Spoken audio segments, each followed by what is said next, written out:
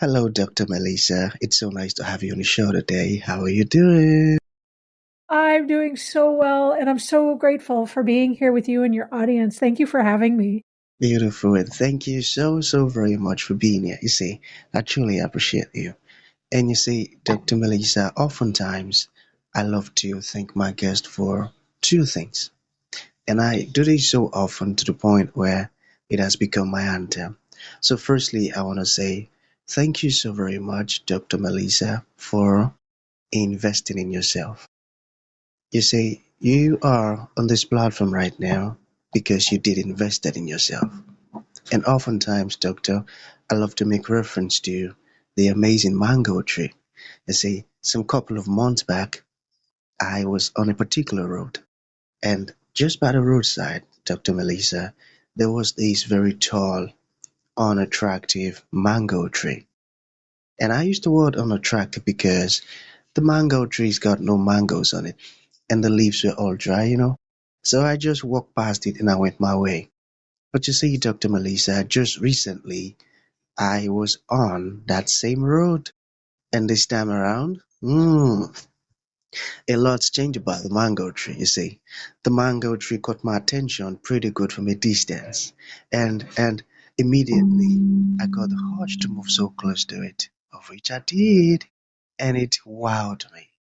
Because now the mango tree's got a lot of mangoes on it, beautiful green leaves and healthy branches, and not just mangoes now, Dr. Melissa.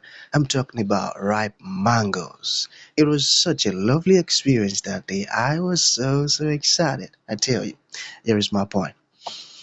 The fact that you dedicated your time, energy, and resources to becoming the incredible Dr. Melissa that you are today, that alone has made it impossible for me to skip you. And that's why you got the request from me to be on the show because I was attracted to the fruit of all that you're doing. Your philosophies, your insight, the impact your work is having, how you are offering your solutions, Doctor. These stuffs are beautiful. And just before I sent you that request, I said to myself, I've got to benefit from these beautiful things Dr. Melissa is doing, and not only me now, because I don't want to be selfish, but even with the audience. And here we are today with the amazing Dr. Melissa. So thank you so very much for the beautiful stuff you're doing, and thank you for investing in yourself. And secondly, thank you for saying yes to the invite, because if you had said nope, there was nothing Elisha could do about it. Thanks so much, Doctor. Well, it's my pleasure, and thank you so much for having me. And I love the metaphor. I've listened to your podcast, and I've heard you use the metaphor of the mango tree before, and it's beautiful because it really sums up what happens when we have the ability to feed ourselves and nurture and create these ideas which bear fruit, and then that's fruit that you can share with others. Oh, that's So so true. And I'm yeah. gonna clap for you. That's a great perspective. Thank you. So, you see, yeah, I'm quite excited to have you on the show today, Dr. Melissa, for two reasons. Firstly, my interest in knowledge seeking. I believe in order for one to transition from a terrible situation to that of a beautiful one, Doctor, I believe it takes the application of knowledge, quality information. And you see, ever since I discovered that light in the Hebrew means knowledge, in darkness, ignorance, I've been so keen to knowledge seeking. Why? Because I do not want to remain in the dark. So that's going to make our conversation today very important to me and even to the listeners. And the second reason why I'm excited to have the amazing Dr. Melissa on the show is for the sake of the audience. You see, Doctor, we live in an age where information is as abundant as grains of sand. We've got a lot of information flying out there. So these folks trust me for quality, eye-opening, and very important information, of which I am totally convinced, Doctor, that our conversation is going to be insightful and impactful. So for that reason, let's get started with your introduction. Talk to us about your personal or your professional journey, because right now we are so curious. We want to know how Dr. Melissa got here. Then afterwards, I've gotten some beautiful questions for you. Okay, Dr. Melissa, over to you. Yeah. Well, and it's a great question because, like the mango tree, it didn't start out where it ended up. So, and I agree that knowledge is the thing that growth and learning mindset that can pull us into becoming that fruitful person that we want to be. I was a musician for lots of years. I played French horn. I did all sorts of stuff. I got to play with some really cool people and do some super cool things. And I went to become a professor because I wanted to be able to share that knowledge and spread it on to my students. But unfortunately, I hit a really toxic work environment where I was actually assaulted by one of my colleagues, which is inexcusable in my mind. But I ended up having to leave that field. And at the time, I didn't know what I was going to do. I mean, that's all I'd ever done. So I didn't know where I was going to go from that. But in trying to figure out what had gone so wrong between these people and why I was in such a toxic environment where people had no care or understanding for each other, not always because they didn't want to, but a lot of times because the system they were in was so broken, I decided I wanted to be the person to study that. I wanted to be the person to figure out why. And I wanted to be the person to try and figure out how we can fix it.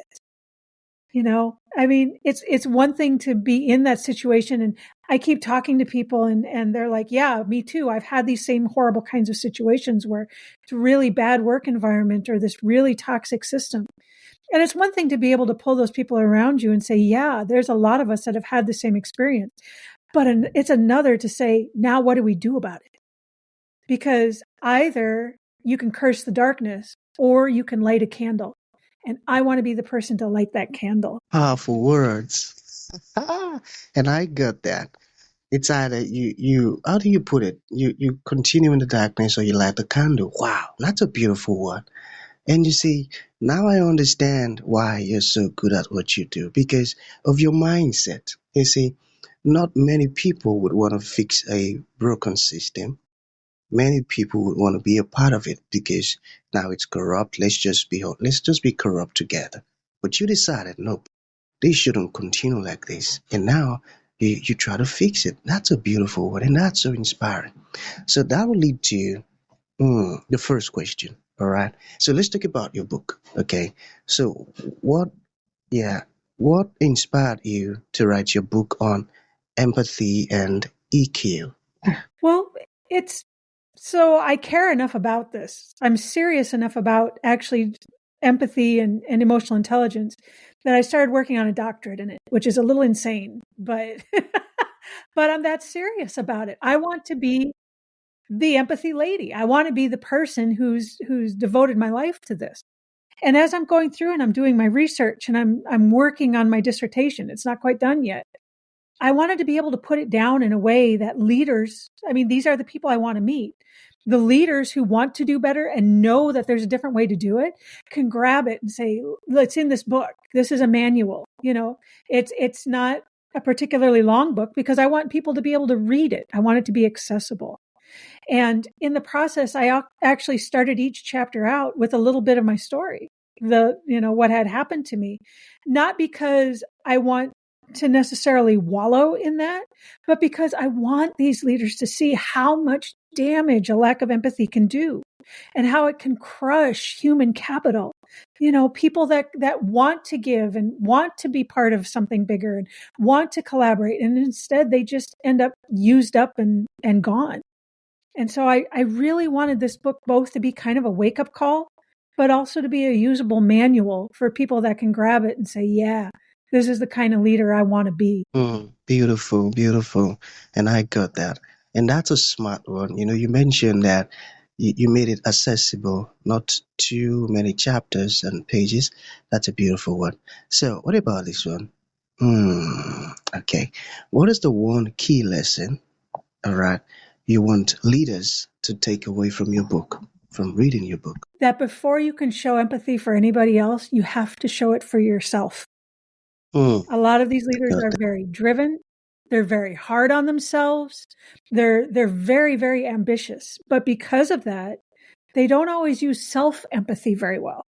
And if you can't show empathy for yourself, how are you going to show it for anybody else? That's so true because you cannot give what you don't have.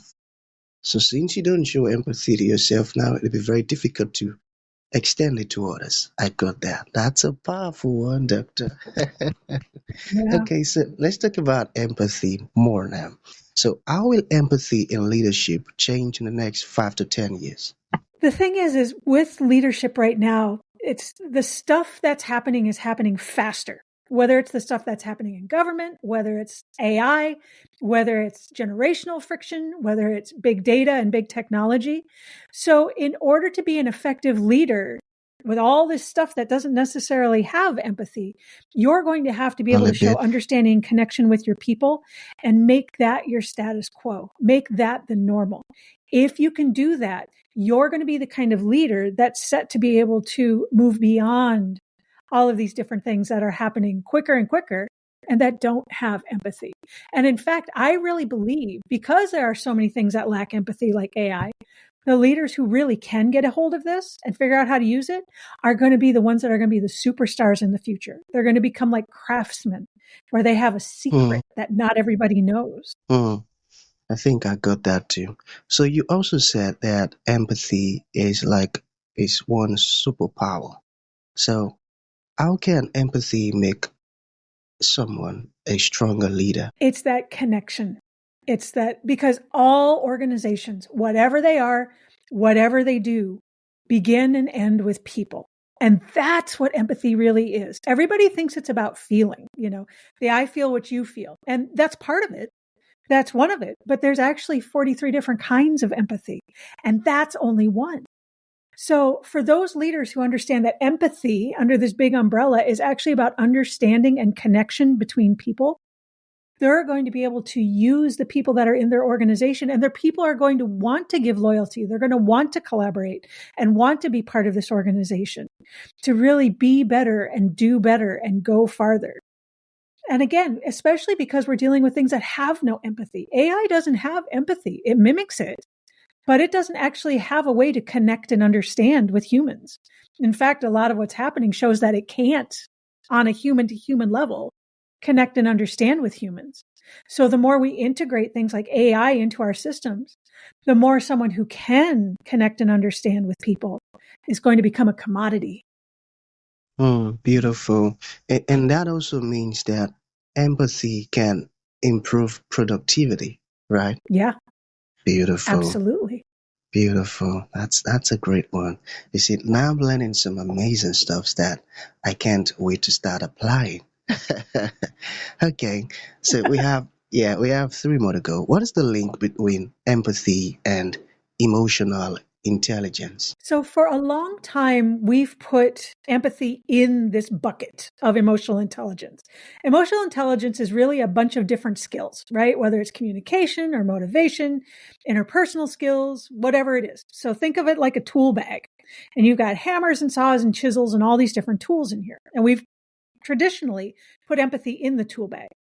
I think we have to take empathy out of the tool bag and use it through connection and understanding to understand which soft skills to use. That's how we know when we reach into that tool bag if we want a hammer or a saw. Because we've been talking about emotional intelligence. The first time that term was used as a defining thing was in 1990. So we've been talking about emotional intelligence for 35 years, and we still don't quite have a hold on how it can help organizations. I think if you put empathy first, take it out of the tool bag and use it to understand which emotional intelligence skills you want to use, that's how we need to use emotional intelligence within our organizations. Beautiful. I got that. So if you're to define empathy simply, how would you define it? Connection and understanding. Mm, connection and understanding. Wow. Wow. Okay, I'll write that down. Thank you. All right, so we have one more to go. Okay, so what should leaders know about empathy in a tech-driven world? Can you hear me? My reception. Yeah, I can. Okay, And that's a okay, okay. fantastic question. Thank you. Yeah, that's a great question. Yeah, because we are in a tech-driven world. And I think the big thing to keep in mind in a tech-driven world is that this tech doesn't have empathy. I mean, whether you're dealing with big numbers, whether you're dealing with big data, whether you're dealing with AI, whatever you're dealing with, These things do not have connection and understanding. But I think the other thing that leaders need to keep in mind is that because it doesn't have connection and understanding, it's not going to be the thing to bring people together. These are tools. They're very powerful tools.